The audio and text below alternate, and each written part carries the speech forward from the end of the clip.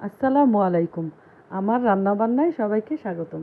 বাসায় যখন মাছ আনা হয়, মাছের মাথাগুলো কেউ খায় না। তাই ভাবলাম সবজি দিয়ে মাছের মাথাগুলো রান্না করলে কেমন হবে। আমি প্যানে 1/2 কাপ পরিমাণ তেল নিয়েছি এবং তেলে দিয়ে দিলাম মাছের মাথা। কিছুক্ষণ ভাজার পর 1 টেবিল চামচ লেবুর রস দিয়ে দিলাম, যাতে মাছের মাথায় গন্ধ না আসে।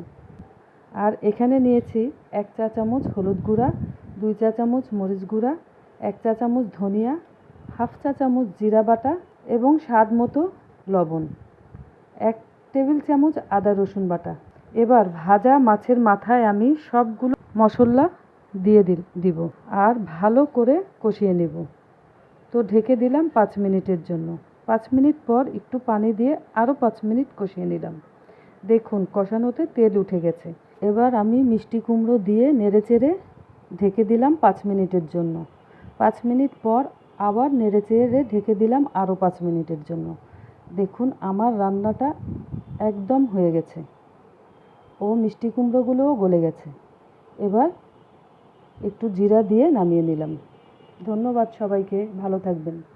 আজকের রান্না একটু অন্যরকম।